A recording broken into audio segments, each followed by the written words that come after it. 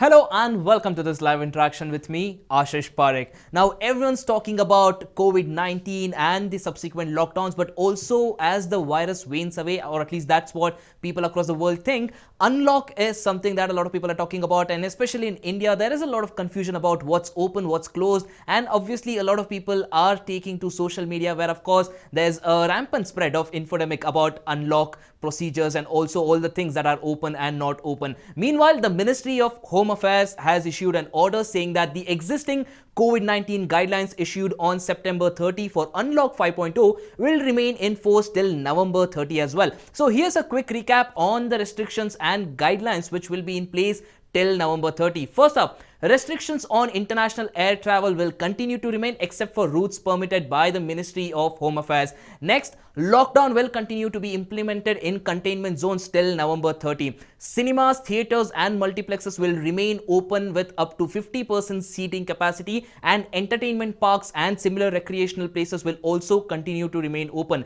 Meanwhile, business-to-business exhibitions will also stay open, and swimming pools for sports persons are allowed at this point in time. Now, schools and coaching institutions are also allowed in a graded manner, but online and distance learning should be given a preference wherever applicable. Also, social, religious and political gatherings with a flexible limit of above 100 persons outside containment zones are allowed. Academic, sports, entertainment, cultural, religious, political functions are permitted with a cap of 100 persons outside containment zones only. Meanwhile, district administrations also have been tasked to mark containment zones as per guidelines issued by the Ministry of Health and Family Welfare, and states and union territories and district administrations also have been asked to notify about these containment zones. Also, speaking about transport, metro rail services, shopping malls and entertainment zones like you've got restaurants, hospitality services, training institutes and religious places also have been allowed to open, but with restrictions.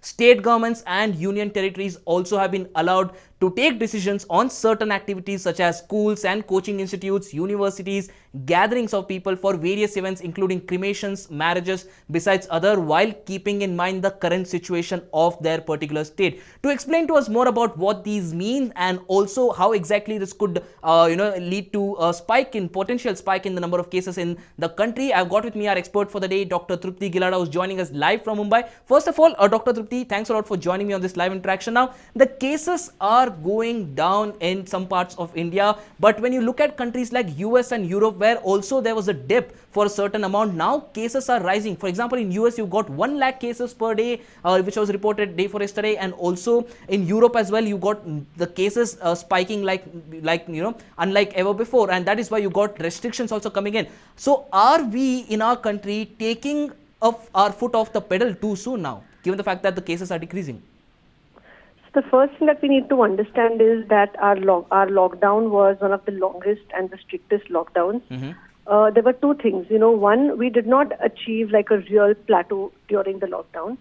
Second, the lockdown did cause a lot of economic slump, not just for the country, but for a lot of families in the middle and the lower socioeconomic class. So we will need to understand that economically a further lockdown will not be viable. Having said that, we also need to understand that when we say unlock, it doesn't mean that we are saying take your guards, loosen your guards.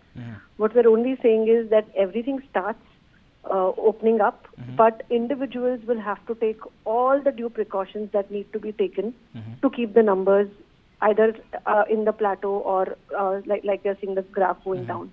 But we know that now with the festive season coming in, we know that there will be a surge in cases because people are behaving irresponsibly. So the only thing is, the government does its job, but the people need to understand that they will have to behave very responsibly during the festive season so that we don't see a really bad second wave, as we call it.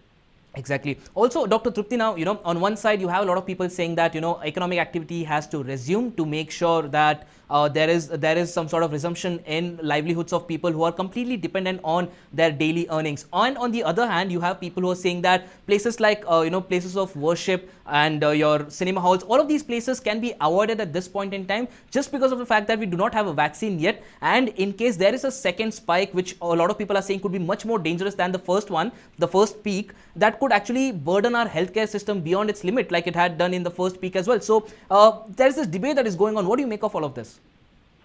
I mean, talking about the cinema, we also know that, cinema, like the entire Bollywood or the entire film industry, which is, I think, some 5,000 crores industry, depends on cinema halls. So everything will have to eventually open up. It's not that COVID is going anywhere. Even after the vaccine, we don't know when the vaccine is going to come, how effective it is going to be, how soon will it reach every citizen in the country. So eventually we will have to open up. But as we open up, the most important thing will be is side by side to educate and re-educate our people that masking, social distancing and sanitization are going to be very important. We've started seeing people's masks coming down. You go out on the streets and you will see half of the people without masks. Yeah. I mean, that's not the meaning. Even those who are wearing, it's more of a chin mask rather than a face mask. Yeah, it's just like, just there for the heck of it. So I think people really need to understand that unlock doesn't mean that we are over this epidemic forever. It only means that it's a very cautious move to start the economy, but at the same time make sure that everyone remains safe. Absolutely. Thanks a lot, Dr. Trupti, for joining us on this live interaction. So clearly, there you have it. All the restrictions that we listed out will continue till November 30. Yes, there's a lot of debate even now about what should have been allowed, what shouldn't have been allowed, and the other alternatives that could be taken. But at the end of the day, it's again a discussion about giving people their livelihoods back, but also making sure that the second peak, like a lot of other countries are seeing, does not really happen in India, which a lot of people are saying is inevitable given the fact that all of these allowances have been given in Unlock 5.0. Do let us know what you guys think in the comment section below, and also do not forget to like, share and subscribe to News 9 Digital. Thanks a lot for watching.